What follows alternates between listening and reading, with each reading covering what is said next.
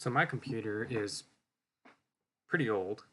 It's actually a computer that I bought for my wife, and it's not a very high-powered computer. I think I bought it for less than $400. It's got an Intel i3 and not a whole lot of storage space. It does have an SSD, thank God. My previous computer did not.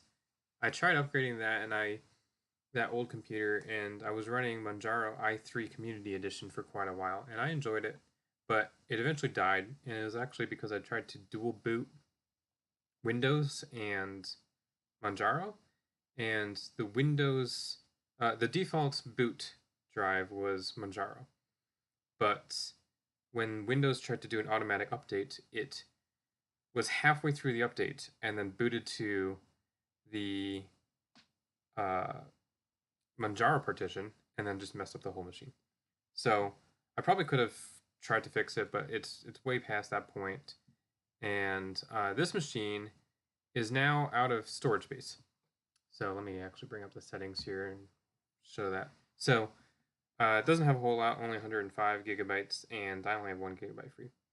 And oh, actually, so the other part of the story was, um, I don't really do a whole lot of personal projects, um, and I'm not too particular about it being like a really high-powered machine. I kind of, you know, never really want to splurge on a high-end machine. But now that I'm getting into streaming and doing a few more side projects, this Windows setup that I'm on right now is kind of not really cutting it anymore. And so I decided that I should finally bite the bullet and wipe Windows off this machine. My wife is not really using it anyway, and install Linux and give it some new life. I'm always hesitant to wipe Windows off of a laptop that I buy, and I'm not really sure why. I think it's because I think that the Windows system has some value, that there's some programs that I can install that I wouldn't be able to install on Linux, such as I do have like a license for the Microsoft Office suite, and I think there's perhaps a program for accounting, QuickBooks, that my wife was using for a little bit. And then, of course, as a previous mechanical engineer, there were some mechanical engineering programs that really only work on Windows. But to be honest, I'm really not using it. And I spend most of my time in WSL. And I'm running Ubuntu in WSL. There's very limited distros that are available, Debian, Ubuntu, maybe a couple others.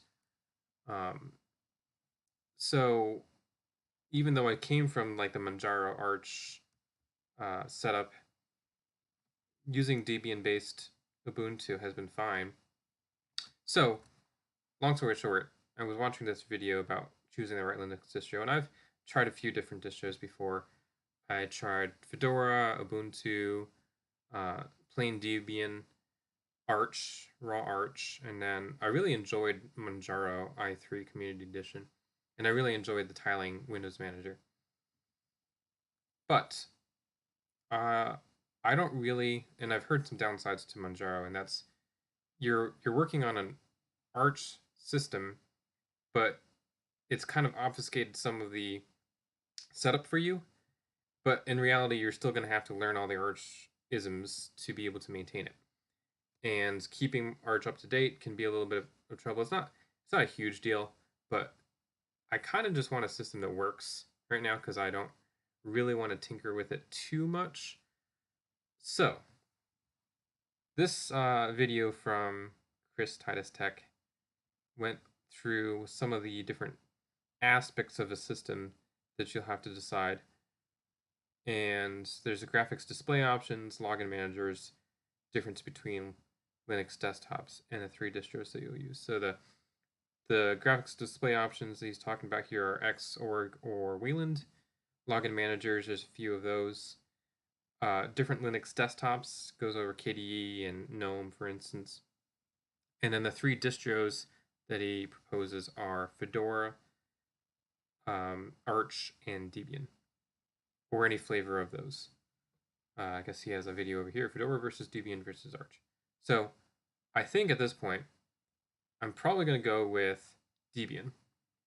and it's mostly just because I don't really want the hassle of updating it all the time and making sure that the system's running smoothly. Debian is, for the most part, is pretty stable and moves rather slowly, and that is a downside. In fact, it actually became an issue at work when we were using WSL, and I needed to install a newer version of Elixir, and it just wasn't in the package repository for Debian. So, but going forward, what I do plan on doing for all these different programming, because I do test out a lot of programming languages and need to install the runtime or the compiler. And so what I plan on doing is using ASDF for all of those where it's supported. So that's the plan. Debian is the distro that I plan on using. Raw Debian, not Ubuntu or any other flavor. And desktop environment, I actually don't plan on using a desktop environment. I plan on using a tiling window manager, and I plan on using Xmonad.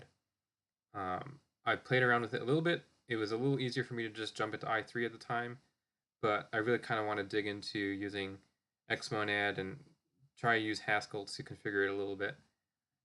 So that's my plan there. Login manager, I may actually just skip the login manager.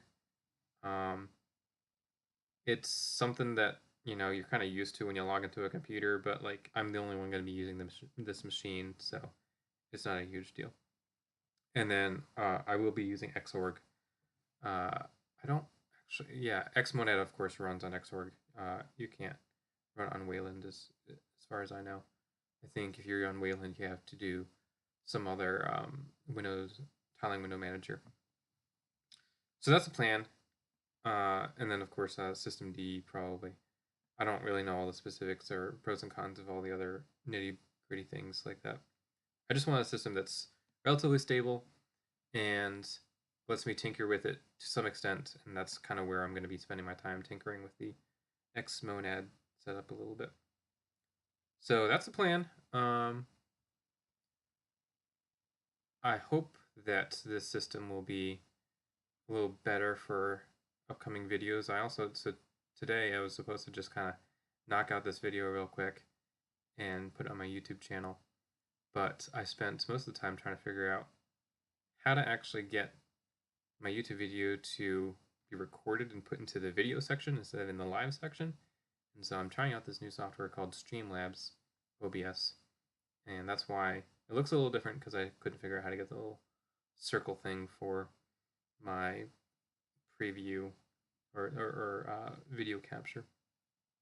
Anyway, the other bit is that this machine is also streaming over Wi-Fi, and that's something that I really should improve. So I'm going to try and run a